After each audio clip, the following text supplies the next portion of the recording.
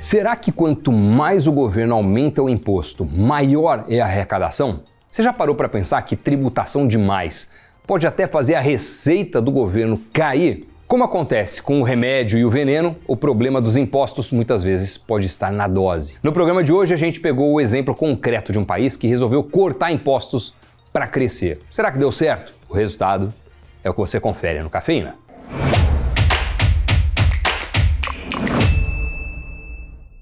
Olá, o Cafeína tá no ar. Com certeza você tem visto, ao longo desse ano, muita notícia de aumento de imposto para aumentar a arrecadação e fazer frente ao avanço do gasto público, certo? Isso pode até parecer bem intuitivo, né? Mas será que aumentar imposto é a melhor maneira de aumentar a arrecadação? Ou ainda, será que quanto maior for o imposto, maior vai ser a arrecadação? Talvez não seja bem assim. E para não ficar só na teoria, no programa de hoje a gente resolveu explorar o exemplo concreto, um exemplo prático.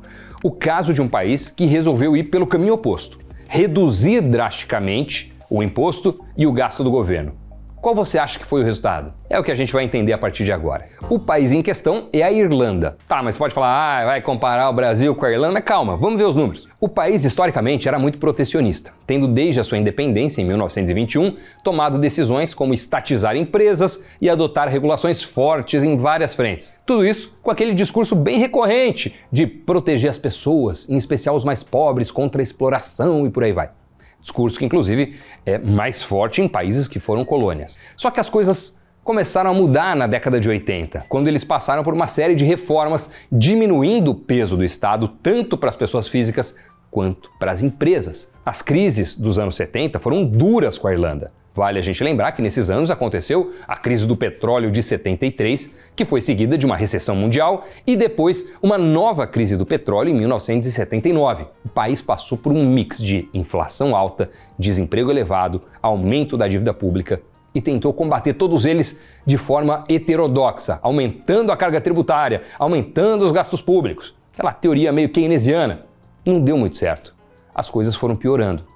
Em 1985, a relação entre dívida pública e PIB era de 120%. Em 86, a taxa de desemprego chegava a quase 17%. Por volta de 87, foi um primeiro-ministro do chamado Labour Party, Partido dos Trabalhadores na tradução livre, ou do trabalho, que adotou uma série de medidas duras visando o equilíbrio fiscal.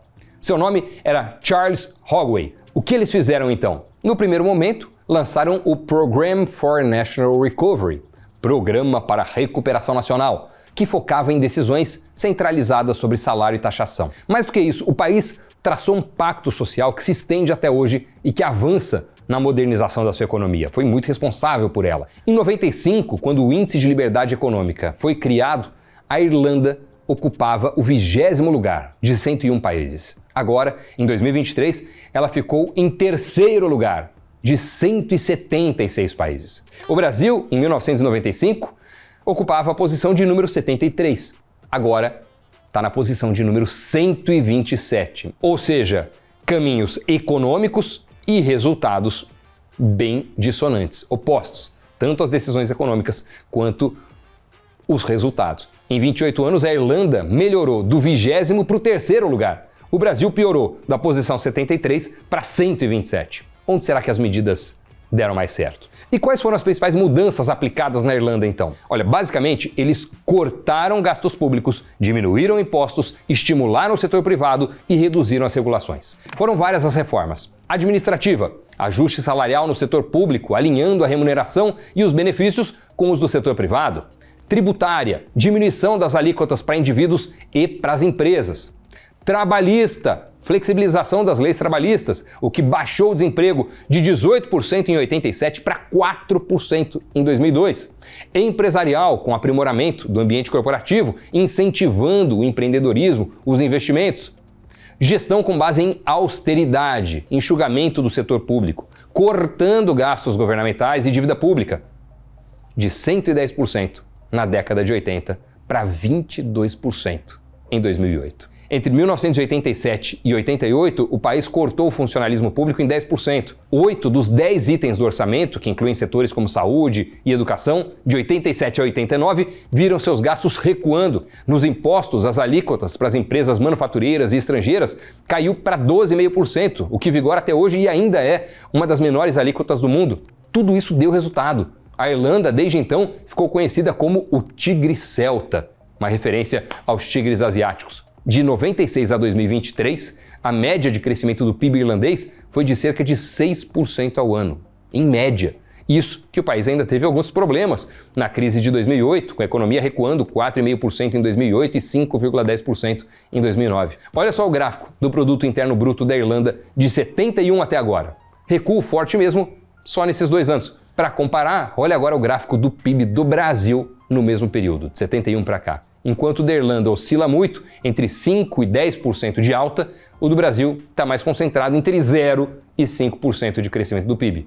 E o número de vezes com PIB negativo supera com folga o número de vezes com PIB negativo na Irlanda. Outros fatores podem ter contribuído para esse avanço, como a presença na União Europeia.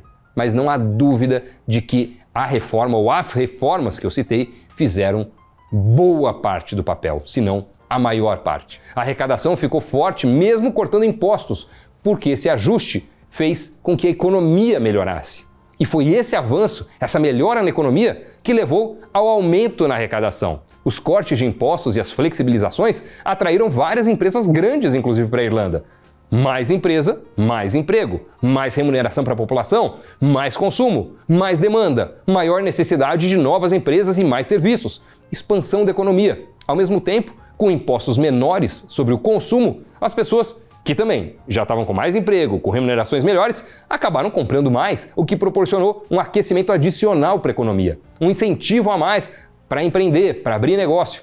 Na teoria econômica, isso já é muito consolidado, na chamada curva de Laffer. É esse gráfico que você está vendo aí na tela. A curva de Laffer é um modelo teórico que explora a relação entre as taxas de imposto e a arrecadação tributária de um governo. Elaborada pelo economista Arthur Laffer, essa curva, esse gráfico sugere que existe um ponto ótimo de taxação que maximiza a receita tributária. Uma taxa excessivamente baixa ou excessivamente alta prejudica a arrecadação.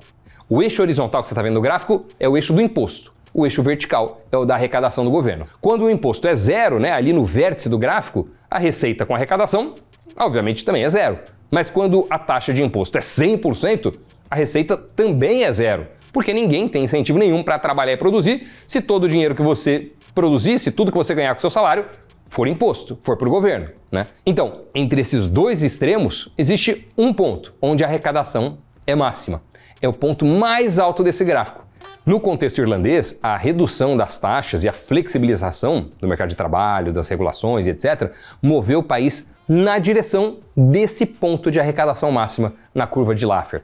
Vamos lembrar que a Irlanda vinha de uma medida, de uma direção econômica de taxas mais altas, de medidas mais heterodoxas, para tentar aumentar a arrecadação, tentar melhorar a situação econômica daqueles mais vulneráveis. Aquilo que a gente vê muito por aqui, não só de agora, mas em muitos governos e durante muitos anos. Ela vinha com essa medida e aí resolveu adotar algo diferente. Por isso que as taxas caíram, foram para o caminho oposto.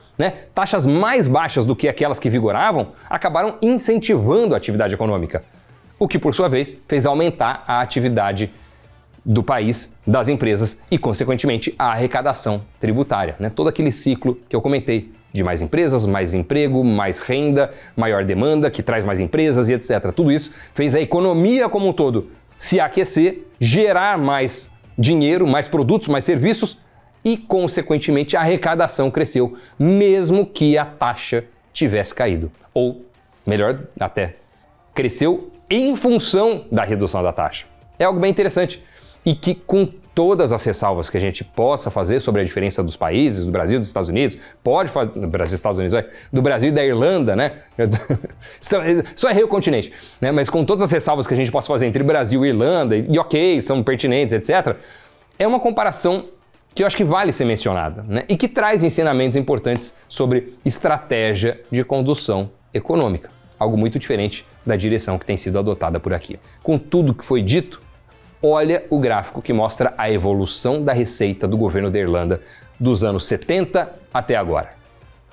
Uma disparada monumental e com medidas, mais uma vez, muito diferentes do que a gente vê em alguns países emergentes que tentam adotá-las com o mesmo objetivo, né? Aumentar a receita do governo. Muito país emergente aumenta o imposto porque está precisando de mais receita. O que está acontecendo com o Brasil agora? Né? E eles conseguiram aumentar a receita reduzindo imposto. Para finalizar, a Irlanda agora está com um problema muito interessante, um problema bom, que é ter dinheiro sobrando e não ter onde gastar. São cerca de 10 bilhões de euros de excesso de caixa do governo e onde eles serão empregados está gerando uma polêmica por lá. Se um político fala em guardar, tem cheadeira. Se um outro fala em investir no setor imobiliário, também. A mesma coisa acontece se há sinalização de maior gasto na educação ou na saúde, enfim.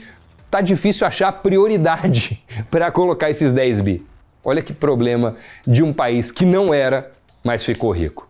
Será que um dia a gente vai ter esse tipo de problema por aqui? Qual que é a sua opinião sobre a questão dos impostos? Queria te ouvir. Você prefere Estado maior, com maior despesa e maior tributação?